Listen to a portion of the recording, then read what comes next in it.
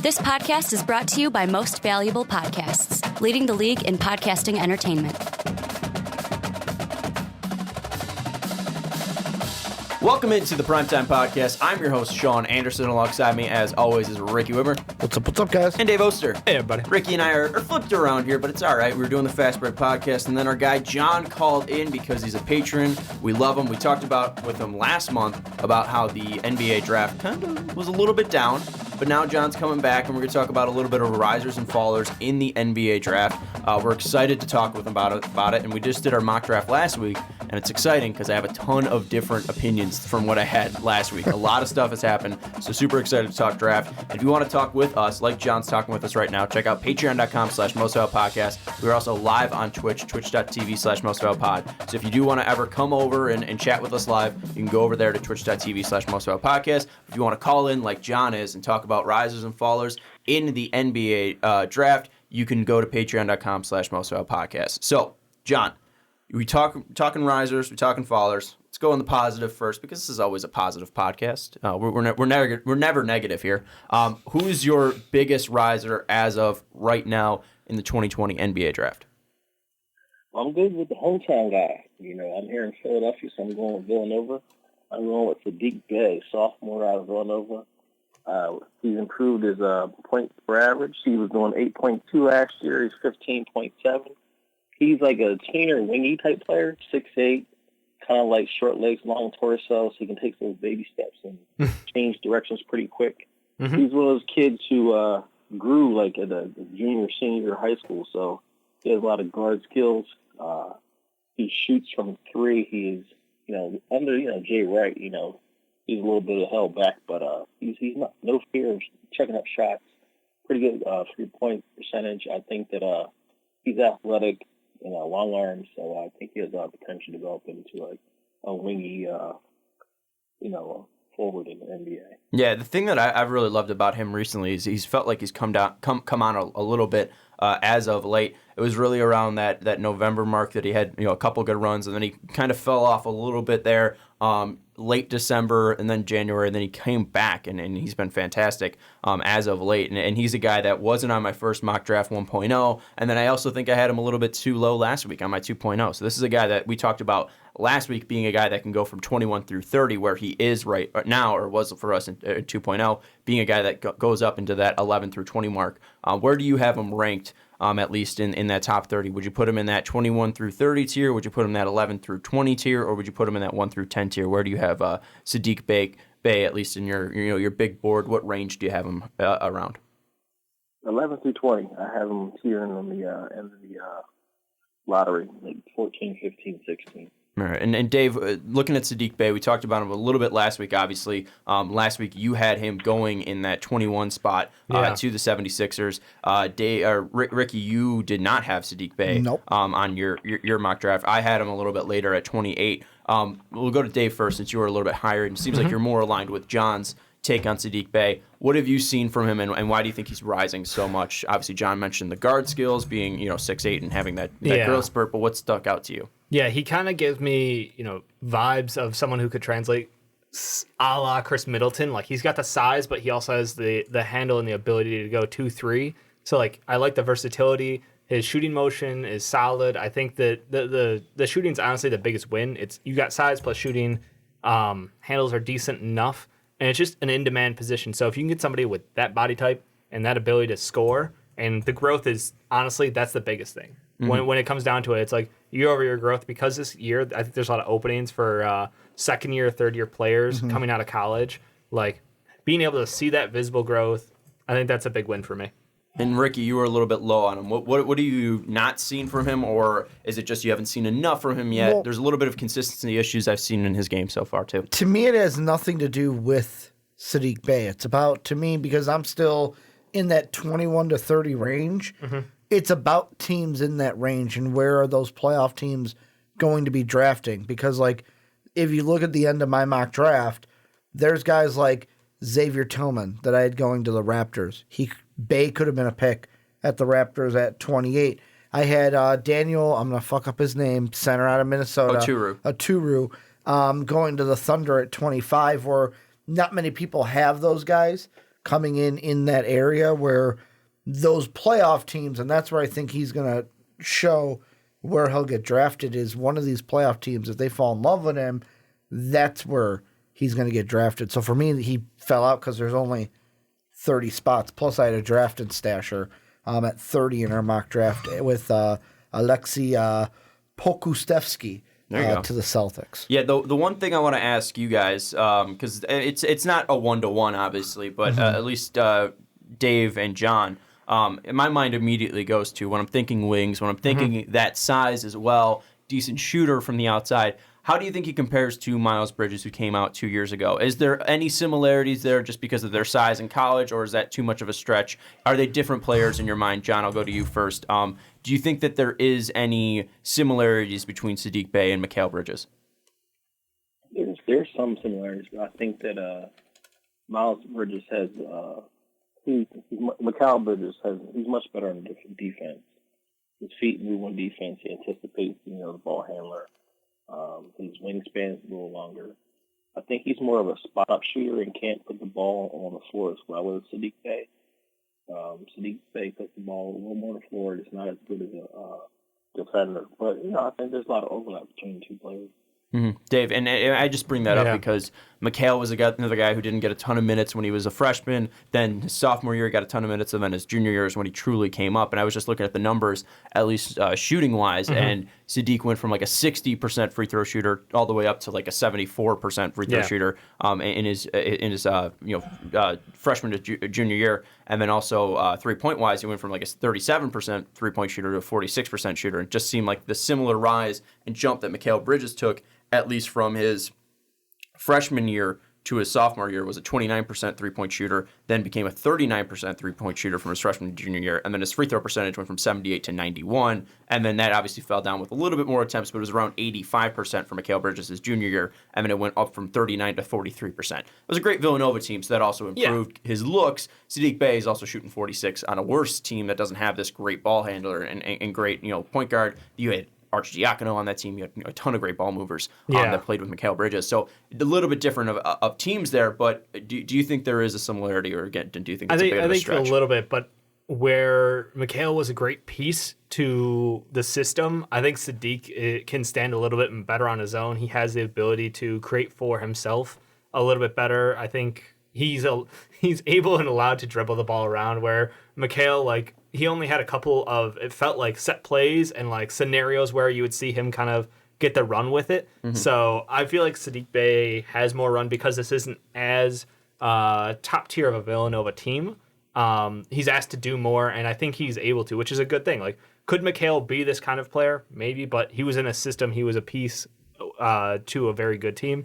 Saddiq is able to kind of be a little bit more creative out there and play a little bit more, I don't want to say selfishly, but just be a more all-around player. Yeah, and keeping this obviously into the realm of risers, there's one guy that I really want to talk about, and this is coming after Mike Schmitz of ESPN put out a report, and he talked about Deni Avdija belongs in the top tier of the 2020 NBA draft. And this is a guy that I had late lottery, mainly because it wasn't really trusting the film. I still have issues with him because he wasn't super consistent to start.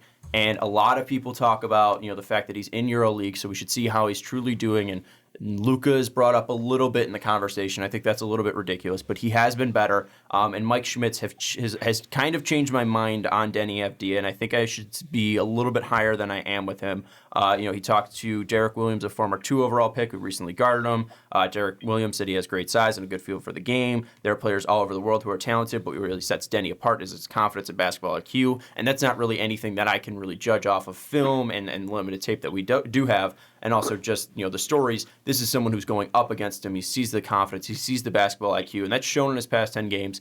Per 40 minutes, he's posted 18 points, 8 boards, 3.2 assists, 1.8 turnovers, 1.1 steals, 0.7 blocks while shooting 65% from 2, 42% from 3. So he's been fantastic over his last 10 games, Deni Avdija. He's a guy that's rising in my mind. John, I'll go to you first.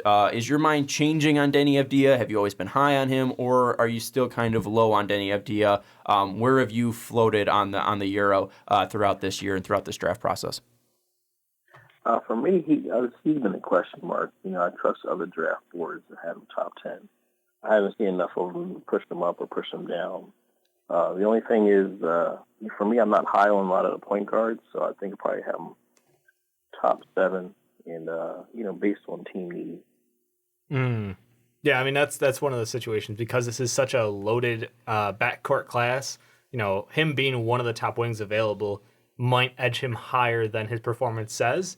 Again, if teams need a wing, like you don't have a ton of options at the top. We've seen Jaden McDaniels fall off a little bit with some poor performances as of late as well, and he was one of the top competitors for that wing role. The other guy is more of a 4 anyway. Why can't I remember his name? The kid from Dayton, Obi Toppin. So yeah, no, I'm with you. Like he might be the perfect fit because the perfect draft storm this year because it's all guard heavy, and then you get somebody like him who he's a creative wing.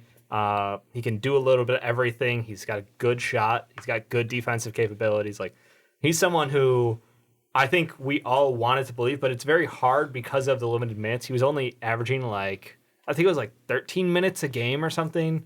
And then when he went to the Israeli League, he got a little bit more run. Now the Euro Cup's coming up, and has been playing. So there's a lot to be said about as he continues to get more playing time. We're going to learn a lot more about him. And I think that, right now, more minutes, he looks better. Always a good sign. It's never good when you see those guys struggle as they switch or transition from one league to the next. Yeah, well, and that's one thing too, and this is brought up in the piece by Mike Schmitz, is that he'll be entering, Deni Avdija will be entering the NBA with over 1,000 career EuroLeague and Israeli League minutes, and we see the small sample from LaMelo Ball going over to the NBL, and he really struggled. He wasn't great, and we see Deni, although it's taken a little bit of time, he has that experience of going to a top tier league, one of the closest you can get to the NBA, and although he hasn't been great to start, he has shown that a little bit. Ricky, has Deni Avdija's stock rose or fall or not changed in your mind? Well, if you look at my mock draft, since the beginning, he's fallen. When we did our very first, the way too early, I had LaMelo Ball 1 and then Deni Avdija 2 to the Bulls at that time. Then in the 1.0, I had Avdija at 8 to the Celtics. This time I have him 15 to the Magic. And I think the Stepien does a great job of, in their scouting report, something that you have to think about when you come to Deni Avdija is you're not drafting him to be the number 1 or maybe not even number 2 playmaker on your team. He's can be the number 2 playmaker, but he's probably the 2nd or 3rd playmaker on your team offensively. He's going to be that guy that, hey, I'm going to add that offense behind your number 1 guy. I'm going to shoot the ball well. And then on defense, I'm never going to be that high level, he's not going to be a Klay Thompson type defender, but he's not going to be a walking turnstile like Trae Young or Steph Curry. So, I mean, when the thing that's hard is, since he's not that number 1, many teams might look at that and go, no, we got to find the guy. Or a team like the Magic, where I had him. I could even have the Suns. Could be another team. A team that already has their number 1 could go ahead and draft him. That's why I really liked him to the Bulls in the way too early, because we have our number 1 in Zach LaVine. The 3 position Otto could be leaving, and he'd be a nice add in there as a 3rd or even a 3rd playmaker on this team, even behind Kobe White. But we know Jim Boylan doesn't think Kobe White is the 2nd playmaker behind Zach LaVine, but that's second for score. Another podcast. Yeah, second score. But yeah, I think that's also hurting his stock too, that he's not a number 1. Yeah, let's go a little bit rapid fire then and just give off any other risers we think. John, outside of Saddiq Bey, is there any other guy or guys that you want to give love to that are kind of rising in your mind? A lot of people are high on Devin Vassell of Florida State. Yeah. He's pretty popular. But, watching Villanova, Jeremiah Earl Robinson, he's one of the top high school players coming in. I don't know why he hasn't been getting attention this year. He's not even projected to go in the 2nd round. He's a 6'9", very, very mobile forward. He's as athletic as who I just picked. Saddiq Bey? Saddiq Bey? Yeah. Yes. But he's just a little bit taller. I don't know if he has the wingspan, but he's very active around the boards. He's one of those guys who can score without having plays called for him. Yeah. I like to see him in the second round. I think he could be a steal. He's one of those guys who can come off the bench, play a role, high energy. He's good, a decent ball handler. He's one of those guys who can sling the ball around the perimeter route, throwing that one pass where it gets stolen and, they, score on the other end, Yeah. I don't know why he's not in second round. Well, I could talk a little bit about it too, because in my mock draft 1.0, I had him at 21 going to the Rockets, and I think the biggest thing that's at least set him back a little bit, and you could speak to this because obviously you've been watching some Nova basketball being in that area. I think the thing that hurts him the most is right now he isn't a polished shooter from his mid-range and from three. He has the ability. His stroke isn't bad. But obviously you could see the three-point percentage is 27%, but then we could look at the free throw percentage. There is the stroke that is there. It's 82%, and he is more comfortable in that top of the key to lower block range, and I don't know if he right now can stretch it out just yet. But I do think that he is going to be a guy that is, come sophomore year, he's going to be a guy that is on a lot of radars. Maybe he is a first rounder next year. I don't know if he's going to be a high first rounder because next year's draft is very good. But I think the biggest thing that he is hurting him, at least as a stretch four, his ability to stretch the floor isn't there yet. He hasn't found a consistent 3-point shot yet, and doesn't feel like he's ready to pull the trigger consistently enough. So I think that's where he's hurt a little bit. But you're right about him being a rebounder. Right now he's got 62 offensive boards. That's about like 2.5 per game. That's a part of his game that I really do like. And he was also slow to start this year. Through his first 14 games, he had 6 games. 6 of his first 14 games were his double digits, where now from game 15 to 24 in the past 9 games, he's had 6 outings. So 6 of the last 9 he's been going double digits. So I think he might be a guy that gets a little bit more love coming up soon. But I think his lack of ability to stretch the floor, and although he can make plays from a little bit without the ball, I do think he'll need a playmaker when it comes to the level of the NBA game to fully be efficient. So while I do like him, I don't know if he's just there yet. And I think he needs one more year in college to fully find himself as a player and scorer. He reminds me of like a little bit bigger Rondae Hollis-Jefferson. The skill set's similar. What they bring to the game as far as being a really, really polished rebounder, and the shooting from the outside is just lacking. They have very similar stats from college, very similar play styles. I just don't know what the demand is in the NBA for that. Like, if you can add in that 3-point shot, yes. If you're shooting well from the line like he is, Rondae struggled from the line, which was a detriment to him. Also, Rondae was 6'7", where he's 6'9". So, I think Jeremiah Earl Robinson is going to have a better chance at success at the NBA level because of his size, because of his skill set. But I don't know that, he can really drive up to be like a top 15 player without adding more efficient scoring. That's basically his big holdback right now is if you can't shoot the 3, but you're a good rebounder at 6'9", there's something we can work with, but you have to put together the rest of that game to make him really valuable. You got anything on Jeremiah? No, not really. You got any of the risers that you want to throw out there? I got 2, but the one is kind of like on the fringe. Okay. The first one's Onyeka Okongwu, Big O. Because I'm starting to think season, he's been... As I watch more of him and I start thinking about this draft class, there's the possibility that I think of, and I'm going to make a claim that many people are not going to like. And people are going to think it's a hot take. Sure. But I'm going to go ahead and say it. Yeah, great. There's a chance he's the first center off the board, even above James Wiseman. What? And the reason why I say that is many people might see that as a hot take. Yeah, I agree. Because of Wiseman's always been number a one. 7'1", athletic monster. But first off, I think the reason why we're seeing him rise is we're not seeing James Wiseman. True. We're seeing Big O. And when I look at it, yes, I look at what these two players will be at our best.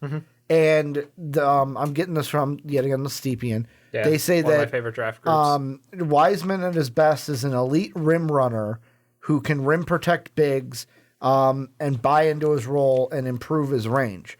But when they get to Okongwu, they talk about his defense and being a versatile defender, good rim protector, being able to do pick and roll ability on the court. And they also say that he could be a basic catch and shoot. I think that alone, pick and roll, catch and shoot, Like, those are things that maybe teams will start to look at and go, oh, maybe Okongwu is going to end up being a better overall big prospect than James Wiseman will be. Here's where I would differ. Real quick, shout out to Kingy for letting me know about the battery. Yeah. We're back up on the stream.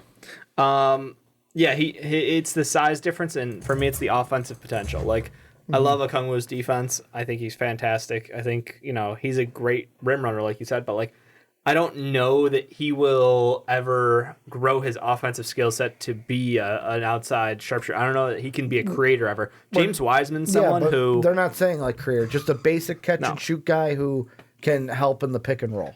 Yeah, I think James Wiseman has, like, insane potential because he is 7 feet tall, or 7'1", I think was the last measurement, because he has incredible wingspan, because he can dribble a basketball, he can go in a fast break. Like, for me, I look at Wiseman and I'm just like, yeah, he should be in the potential of, like, the best big we've seen coming out of a draft in a long time.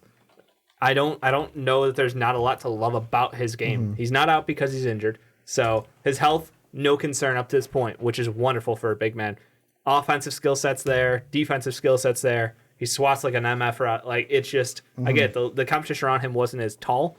In the couple of games we got to see, he's playing a team without a true, at least even a 6'10" center. So, like, they're going up against guys who are like 6'9". In the first couple games, Memphis was dominating, and it just, I truly think that Wiseman's getting slept on at this point because his upside has got to be in the same range as, like, a Joel Embiid. Yeah, I don't know if I'm really fully sold on Okongwu. I think he's going to need a playmaker to really fully see what he needs, where I think Wiseman around the boards is just going to be a terror, and you can make the argument as well. I mean, right now, Onyeka Okongwu's got 3.3 offensive boards per game, so I could be dead wrong on that. I also don't know if Onyeka projects to more of a outside shooter than Wiseman does. Wiseman rarely was taking jumpers, but if we're looking at the free throw percentage, 70 to 74%. So nothing really drastic there. And Wiseman has had a couple turnaround jumpers. I just don't know if it's something he's been working on. So this could be all the time right now. He could be working on becoming a better jump shooter. So I don't know if Onyeka Okongwu has really separated himself. I think defensively the biggest thing I like about him is he doesn't get into foul trouble, and he's still a very aggressive player when it comes to blocking shots. He's averaging 3 blocks per game. His defense is incredible. And it's right now he's only averaging 2.5 personal fouls, where you could even look at Wiseman. Wiseman's got better numbers, at least in that range. Less games, only 3 games, but 3 blocks per game, 1.7 personal fouls. So both guys, I think, project as plus defenders in the NBA. It's just really where's the separation? And I think the height's going to become the separation there. I don't know if Onyeka Okongwu deserves to be put over Wiseman right now. John, where would you land on that? Would you say Wiseman over Okongwu or Okongwu over Wiseman? Where's your take on that one? Oh, Wiseman, definitely. I agree with you guys in saying I think a 7-footer is much different than a 6'11" player in the NBA. It's that much difference. He's 1 inch height, 2 inches in length, and Wiseman is bouncy. If his peak is like peak JaVale McGee, that's still a really, really good player. Yeah, I think these guys, Okongwu and Terrell, I mean, they're limited by their height. I don't think they're as bouncy. They could be effective players. They might develop better outside shots. But for me, I'm all in for stretch 4s. Stretch 5s, here and there. But if my center can protect the rim and rebound and run the floor, kind of like defend the pick and roll, hedge a little bit and slow down that guard coming around the pick. That's all I need from him. Just keep your free throw percentage above 7% and 60% around the basket, and that's good. I don't need there are other positions on the floor that can score for me. I'm not in it for the center to do that. But if you got this guy, they knock down 14, 17 footers, and they turn out to be better than Wiseman. That's fine. But for me, I'm rolling my dice on a 7-footer all day, every day. Yeah, and I think that the biggest difference, at least for Wiseman, is the athletic ability. I think his athletic bounce is something that is absolutely crazy for a 7'1" player. I think that's where it's going to come out, especially when we get to the combine and we see these guys as measurables. I think that's where Wiseman's going to separate himself, at least as a big. Let's get into some fallers. The guy I wanted to bring up to kind of bridge into fallers is Tyrese Haliburton, because he's a guy that's been on a rise. Yep. The only reason Sean didn't have him at 5 and had him at 4 in the mock draft was because you didn't have Big O in the top 5. Dave and I both did. However, with this rise, because I feel like with yet again, LaMelo not playing, some teams may fall in love with Haliburton because of what he can turn into. However, fractured left wrist for Haliburton, does that make him fall at all? Well, John, how do you feel about that? Do you think that Haliburton's injury, fracturing a wrist, is going to truly hurt his ability to be a top 10 pick or a top 5 pick? Do you think that injury is going to have an effect on his draft stock? Ricky stole my faller. Last year I used to watch Iowa State look at Taylor Horton Tucker. Yeah, THT. And this year, in the offseason, when they had Haliburton as like a top 20 player, I'm like, what happened over the summer? For me, he's long, lengthy. He's very skinny.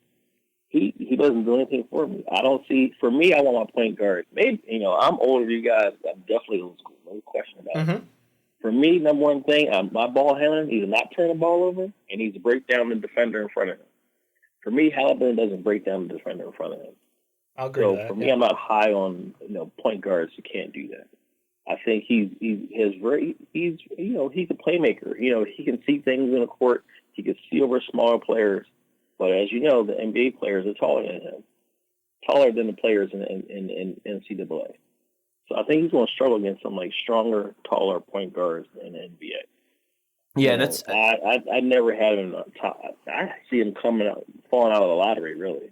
Wow. Damn. Yeah, I mean, I don't know if that take on him as a player. I don't know if it's far off. I understand where you're coming from there. Do I think he's going to fall because of the injury? No. Because I'll answer that question. I don't think he's going to fall because of the injury. Because it's still something that is very healable. It's not something that's going to affect his athleticism. It's not going to affect his ball play. It's just a fractured wrist, something that can heal up in 6 months. I think he'll be ready by the combine. I think he'll be ready to go and show off what he's got. So I don't know if the injury is going to affect his draft stock. However, I do think that his weight and his size is something that could. And I think that's a great point from John, that he is a guy that I think could be pushed around possibly. If he's going up against a bigger guard, I don't know how he's going to do strength and size wise. That is something that is questionable. I think that is a great point. Now, I don't know if he's going to fall out of the lottery for me personally. I think he might fall guard wise. Right now I have Cole Anthony below him. I think Cole Anthony can jump. I think Killian Hayes can absolutely jump. Tyrese Haliburton, he's been one of my biggest risers. I think Haliburton is an interesting question. The injury to me doesn't affect it too much, but Dave, what do you think about that, especially with John said, having him possibly falling outside of the lottery? I don't know that he'll fall outside of the lottery. I think he's cemented himself in the lottery. What I see at the next level is, you're absolutely right. If he doesn't get some strength built into him in his first couple of years, guys like Kyle Lowry will just abuse him. Absolutely abuse him. Just stronger, more physical guards. He's a 6'5" frame, though, which is promising. And I think that right now, like you said, he was able to use that to his advantage to see over shorter players, to better playmaker. But I see him being kind of that combo guard where, he's good enough to run a second unit, and he might play really well next to a scoring point guard to keep that offense moving. So I think for him, I still see him lotto locked, but it turns into trying to find the right fit for him, and it'll take a couple of years to see him at his best, Yeah, I think the one thing, too, that at least gives me a little bit more promise is he is very similar size makeup-wise and play style, and maybe not as good of a scorer, maybe not as polished, but I think he very much, at least body-wise, compares to Shai Gilgeous-Alexander. And we've seen that Shai has been able to at least be a very decent defender in the NBA so far. Obviously, playing next to Chris Paul has helped. But he was also a decent defender with the Clippers as well. Next to Pat Bev. Yeah, Shai, that's true. Shai 6'5", 181, where Tyrese is 6'5", 172.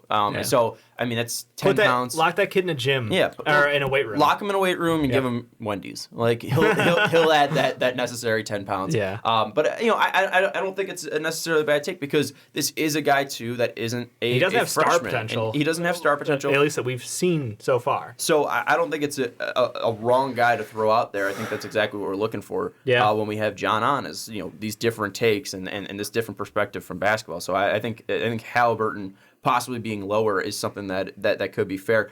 Ricky, any other fallers that you have in your mind, or you want to speak on Haliburton? I have one big faller, And Who it's is it? near and dear to my heart. My boy Ayo Dosunmu. I think, honestly, I'm going to go ahead, and this is going to be another hot take.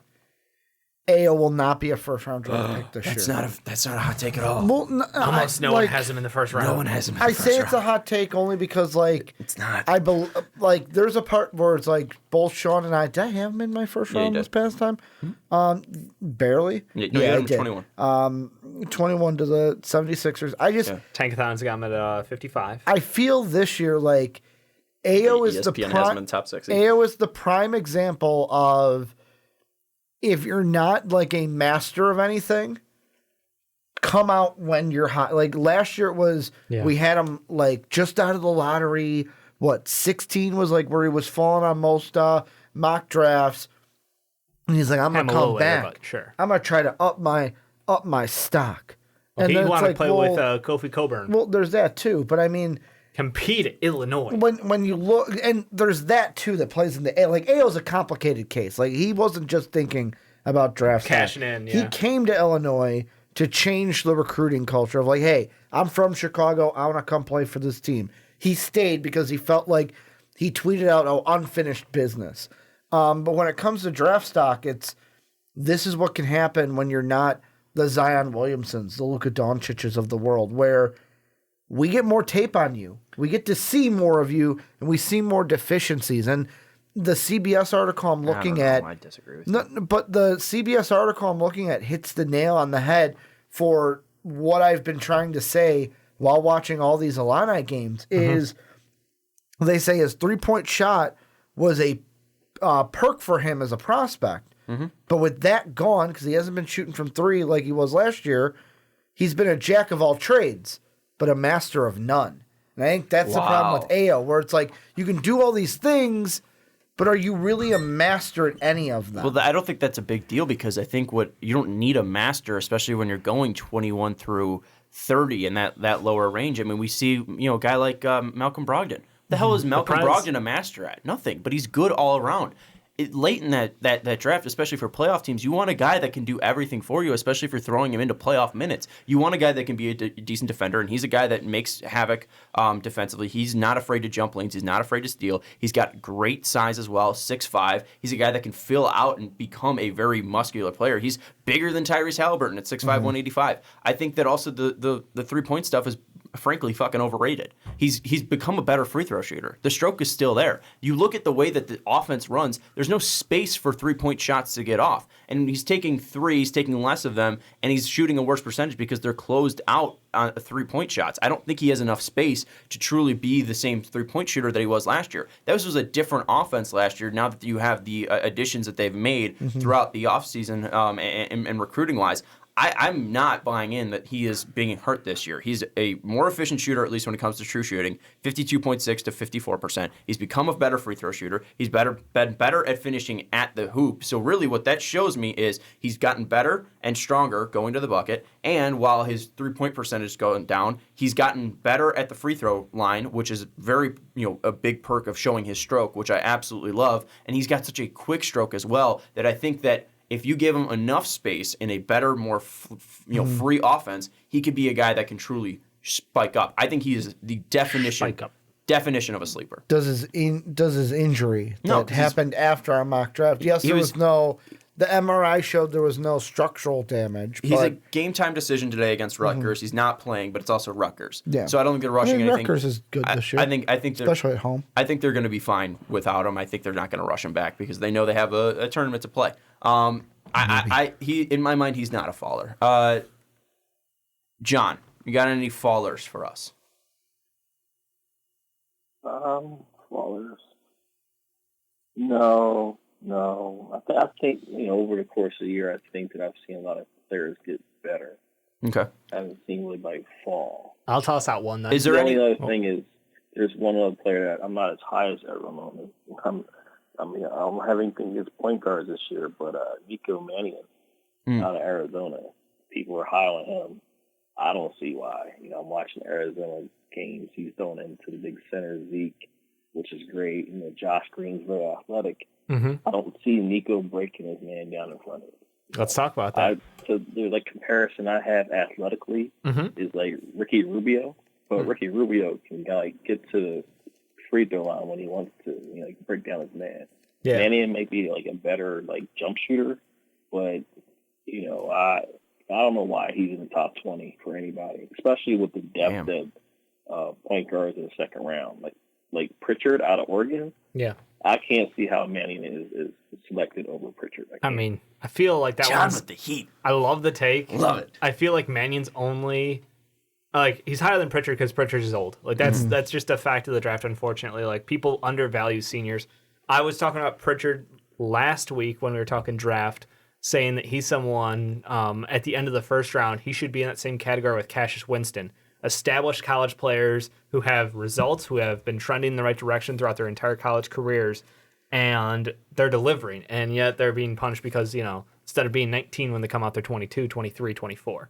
I don't think that's the end of the world. I think they can help a team out more, and it's more of a guarantee. It's not, you're not going to draft a 19-year-old and be like, well, in 3 years, he might be something that, be good for the team versus, you can turn around and have somebody who can contribute tomorrow to your team winning. Yeah, and I think at least with Mannion, Ricky, you're big on him, so I want you to speak on him. I kind of understand what John's saying. I don't know if I'm fully bought in, but there's a lot of hype. And I think the hype is still lingering on since we are still somewhat early in this draft process. We're about 4 months out from the actual draft happening. But before we get into your thoughts on Mannion, I just want to give a shout out to Jay in the Twitch chat. First time in here. He's a Bulls fan. Thanks for joining us, Jay, on twitch.tv/MouseFile Podcast. Nice. Ricky, your thoughts on Mannion? I think there's a little bit of hype, and I think John's speaking to it there. What have you seen that is at least pushing you and wanting the Bulls to take Nico Mannion in the top 10? Well, I'm going to be honest, and Jay may be liking this one because it's what I see, and he's a Bulls fan, but he reminds me, when I watch Nico play, I see the same qualities that I saw in Derrick Rose. A guy who can lead an offense. A guy who can create his own shot. A guy who can drive to the bucket. Is he a finished prospect? Hell no. Of course, also, there's a reason why Derrick Rose was the number one prospect. His stats were a little bit better shooting-wise, especially from 52% for D. Rose in college. Nico Mannion from the field overall is at a 40%. Also, Derrick Rose had, to me, a better coach in John Calipari. I'm not really huge on the Sean Miller camp, but with me, that's what Nico Mannion is. He's a guy that can put the team on his back, can drive to the basket, create his own shot, but while doing that, he'll find other guys around him, but he's not going to be that main assist guy. He's not going to be like Trae Young out there throwing assists, having 10 assists per game as he's only averaging 5 on the season, but that's why I like him. Maybe it's because I like Derrick Rose and I see that in him. But that's what I like about Nico Mannion. Mm-hmm. And Nico. Final thoughts, John. You got any other guy you want to throw out there that we haven't talked about, whether he be a riser or a faller, before we wrap this up? John? Yep. We lose him? Johnny got us on mute. I think we lost John. I'm sorry. Oh, there he is. What's up? Yeah, I had you guys on mute. I knew it. I've been there. I've done that. Yeah, what I said was great, No, I'm just joking. But Mississippi State, Reggie Perry, power forward. Oh. He has a great handle as a power forward. Mm-hmm. He reminds me of a James Johnson. Recently, with the Miami Heat traded to in Minnesota. Yeah, he's in Minnesota now. Yeah. Reggie Perry has a little bit of an outside shot.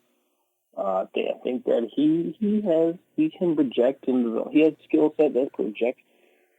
He can be an all-around player, and he's not afraid to be under the basket. Defensive rebounds to back up. He's a pretty big body.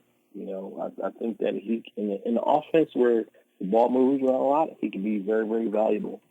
And I want to give credit to John here because he has been a guy that has been on the Terrence Davis train, the guy that's balling out from Ole Miss on the Raptors right now. He was on him before he was even drafted. He called him. And I want to say that John just picked somebody that's not even on the top 100 from Draft Express. So if John's calling out a guy like that, just wait because in 2 years he's going to be on some NBA team balling out. And that's what he knows. And that's what he sees in Reggie Perry. Tankathon has him at 18. No, Does it really? Yeah. Huh. Yeah. They don't even. They don't 17 now. I don't see Reggie Perry even on the top 100 for ESPN. And you got to see. I mean, well, for me, I watch basketball, so I was looking at some of these players. Hey. Oh, there. Thank you. I'll tell you how Thank you, I found John. it. I'll tell you how I found them. I was looking at these players that I didn't know. I was looking at Robert Woodard III out of Mississippi State. Mm-hmm. Like, he's jacking up threes, he's knocking them down. I was looking at his feet too slow, but it's like, if he didn't get the ball, Perry got the ball. And there was a couple of plays where Perry got the ball at the key. He was driving to the lane. Yeah. And then on defense, he's like boxing out, grabbing the ball. I'm like, how is Woodard the best player in his team? I think Perry's the best team. They're both good players. But that's what got my attention. And I don't know how to read, but he's still at 58. So that's still a guy that would be going late second round if that actually went out. And you're right. Reggie Perry is a guy that does have very good ball handling for a guy that is 6'10". For his size, he's got 58 assists already through their games, which is impressive for his size. Very good ball handler, and we always talk about guys can learn how to shoot. The 32% doesn't scare me from three. The 75% doesn't scare me from the line as well. That's something that actually is pretty encouraging. He's had a game where he's gone 15 of 14. That's a great call. And if you look at him Perry. from the start of the year, 20 points a game, 10 boards on 54, 35, 83 splits, 2 assists a game, just shy of a steal and a block game. Like he's legit. This is why we have John on. Yeah. This guy can make calls. Yeah, All right. I like it. Any final names that we've been talking about, Dave? I got Scotty Lewis. Patrick Williams. Ooh. All right. Here, go. Take a run on Patrick Williams. Oh, I'm a pass off. I've been dominating. No, go ahead. Keep dominating. What's up? I just see him as a two-way player. I think that he is one of those guys who has energy. He wants to get in front of his man and lock him down. On offense, he can move the ball a little bit. I think he's a little afraid of going to the basket, but he's a young guy that can develop. I think he's rangy, 6'8". I'm not sure about the wingspan, but it's good feet. I think that's the trend in the NBA. They're going towards these guys who can defend what I call power small forwards. Yes. You have these, LeBron, you have Jason Tatum, you have Kawhi Leonard. Somebody needs to stand in front of them. You need guard feet with big wingspan. You need an Andre Iguodala, but you want a player who can develop that, but a little better on offense. I think that's what a lot of Western Conference teams feel like they need. And in the East, you got Giannis, you got Ben Simmons. So I think that's hot in the league right now. Two-way players who can defend and move the ball around the offense. I think all the other players are going to get some steals in the second round because the players who definitely have first-round grades who are going to be trumped. You got your T. Bay, S. Bay. You got Perry. You got Robinson-Earl, I think, is going to sneak into the first round. Yeah. All these point guards are going to drop. And these centers you're going to be able to get a decent center in the middle of the second round. I agree. Patrick Williams was a guy I had at 29, our last mock draft at 2.0. The biggest thing that I love about him, too, is everything you said, nail on the head, but also super young. August 6th, 2001 was his birthday. He's only 18, and being at Florida State, that is a place that knows how to make pros. All of those guys just come out fundamentally sound. And Patrick Williams, I think the best thing about him, he's 6'8", 225, and he carries all of that in his legs. All his muscles are jacked in his legs. And they don't get a lot of playing time at first. No, he's only about 20 minutes per game, and that's the one thing. Can you imagine your practices? I know, right? So this guy is going to work his ass off, I think, to get on an NBA team. And if someone wants to mold him and take that clay, I think he is worth a first-round pick because you're going to get 5 years on him. And that's the thing that I would really like is having those 5 years to fully flesh him out because we see what Jonathan Isaac, it took him a little bit to fully get fleshed out as a player that went top 10, but we see what he did in year 4 or year 3 or whatever it is. And he finally comes down and looks like the best defensive player in the league. So Patrick Williams is a phenomenal call. I'm glad you jumped in there. Yeah. Dave, you had a name. I'm shitting low on Scotty Lewis here. He was hyped as this raw, talented wing who's going to be one of the next best, athletic wings. He can kind of do a little bit of everything out there. Supposed to be, a good defender, decent scorer. He can't score so well. His defense is there, but it's just he's one of those players who has fallen way down on people's boards. He was, mocked early on as, that end of the lottery kind of guy. And it's looking like he might be a second round kind of guy if he decides to come out this year. I don't know. I don't know that I see enough to stay away from him, to take a shot on him late 1, early 2, but he's definitely fallen way down a lot of people's boards. Mm-hmm. A Any guy other I names, want to Jeff? see rise is Cassius Winston. Right now, second. Like, I want to see him rise to be an end of the first round draft pick. Like, that's just a personal thing for me. Like, watching him for so long at Michigan State. Like, will he probably be a second rounder? Yeah. Will he be like? He could be our starting point guard on the Bulls. He could. Next year. He's better than everybody we got. I think he'll end up being like a. I'm going to use the comparison to like Carson Edwards, a Big Ten player who played good in college, second round pick. Like that's. But what Carson it's gonna Edwards be. is a genuine midget and scorer. Not saying they're the same Like, that's player. the- I'm just okay. saying both from the Big Ten, both Okay. played well, Okay. both were at the top of the league, both will go in the second round. But I would love for Cassius to rise up and be a late first rounder. Yeah, I think the only other guys that I missed, I think John mentioned Jeremiah Robinson-Earl. Yeah. Great name there. Patrick Williams, great name as well. I think and Ayo, I think I think you're wrong about him, at least faller wise. I think he might be falling nationally, but I'm still high on him. I love what he brings to this team. I think the only other name that we might throw out there for faller, I don't know if I am fully sold just yet on Tyrese Maxey. You brought up the Kobe White thing, and I don't know if he is the right fit right now in this NBA.